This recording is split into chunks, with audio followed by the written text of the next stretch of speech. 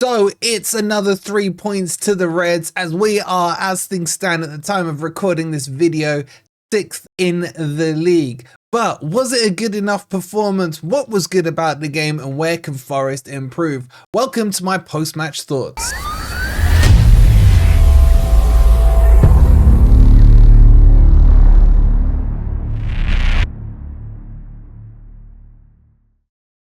Good morning, good evening, or good night. Hope you guys are doing well, and welcome to the post-match analysis on Forest 1, Ipswich 0. If you're enjoying the content, as always, don't forget to hit that like button. Make sure you're subscribed if you are new.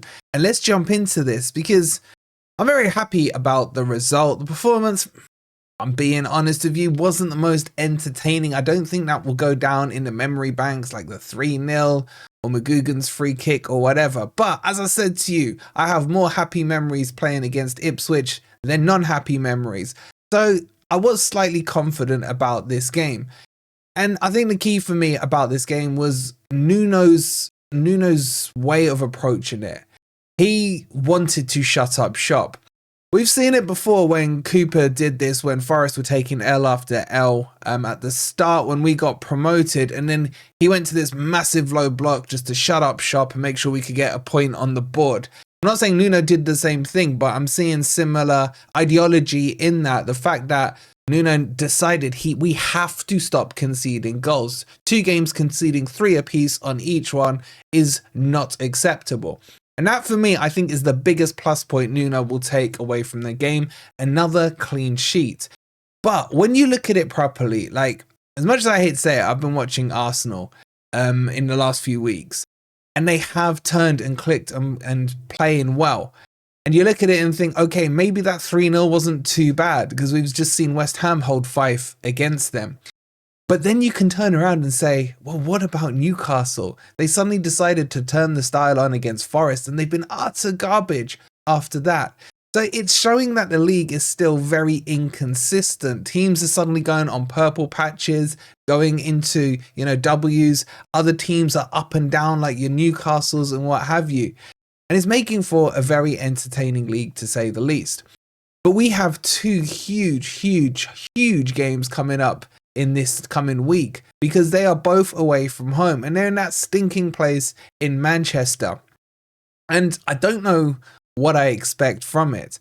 I guess I'll know better tonight. If Man City lose to Liverpool, I think they will be really crestfallen and it will almost feel like the title is done for them. Not saying Liverpool will definitely win it, but Man City will be reaching in terms of the points gap to Liverpool. So I think it's almost better, if I hate to say it, we back Liverpool for this game this afternoon to ensure that Man City's bad run comes to an end. But then on the flip side, you always have that Forest feeling in your mind where you're like, a team needs a result, or a player needs a goal, or a team's completely out of form. Welcome, step up, Charity FC Forest. But that hasn't been as bad this season for me, but it's still hard for me to let it go. And then we got United, my most hated team in the Premier League, on the Saturday. And we don't know where they are. They didn't look great in their draw against Ipswich, who we beat the other day. So it's a bit of an unknown week for me in terms of how I feel this one will go and how many points I would like to see Forest pick up. I'd like 4. A win against Man U and a draw against Man City. I'd like 6, but you know what I'm saying here. But anyway, let's get back to the game and talk about some of the performances. So as you guys know, I've been going on for about a year now about Elanga and his form, and he just doesn't seem to be producing it. And finally, Jota got a chance in the game. And I know he wasn't as active within the game, but there were signs within that performance for me that if this guy gets a consistent run in the team, there is a better player in there. And if we can see him 4, 5, 6 maybe games in a row starting to produce, it's his energy that I like that he brings to the table. I can see him being good. I don't think he's going to be a worldie. I don't think he's a sudden gem that we've unearthed from nowhere. I'd still like to see Sosa get a run because I think there might be a player if he can handle the physicality there. But I thought Jota played well. And I thought in general, the supply though to Wood wasn't good enough. I think it was poor from Callum Hudson-Odoi's side. I think for me, what we will see against Man City is that box formation, the Christmas tree formation. I think Nuno will drop the wingers because he'll learn from the mistakes he did against Arsenal where he didn't. Callum Hudson-Odoi needs to be taken out the limelight for a game or two. And just sometimes it helps. It helps a player to be pulled out the limelight rather than they end up over trying and end up looking worse, which is where I feel he is at the moment. So I would like to see Callum Hudson-Odoi dropped ahead of the Man City game. And I would like to see Forest going to that box formation, that 4-3-2-1 formation, and seeing if we can stifle Man City. Now, we'll do a preview on Man City in Gore tomorrow night where we do the post-match on this as well as the preview because it is only Wednesday and a couple of days away for this Man City match. But in general, I'm quite happy. I'm quite happy with where we are, how the season's going. We had to beat Ipswich. I don't care what Ant says. It was a must-win game because what it does, it relieves the pressure on the next two games. And I'm not saying Forest will go into those thinking, oh, if we get a double L, it doesn't matter. We beat Ipswich. I'm saying that if we had lost to Ipswich this weekend, that's 3 in a row. You go into Man City under a lot of pressure away from home. That could be 4 in a row. And then the Man United game. So with this, it relieves the pressures where the players can now go to Man City with a little extra freedom, where they can look at the result against Ipswich. They can say we took a clean sheet against a team that went to the Etihad and scored, a team that drew with our opponents coming up on Saturday.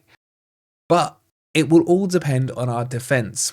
We did the Man of the Match awards yesterday. The majority of you were shouting out players from the defence. Murillo, Milenkovic, Einar for me was Man of the Match. And this is the bedrock and the foundation of our team currently. But the midfield needs to now step up and start controlling the game. It was good to see Elliot Anderson back in the fold, as well as Morgan Gibbs-White. I'd probably say I thought Elliot Anderson outshone Morgan slightly, but both of them look like they need more minutes in their legs, more match fitness and match sharpness. And I think that will come over the next couple of weeks.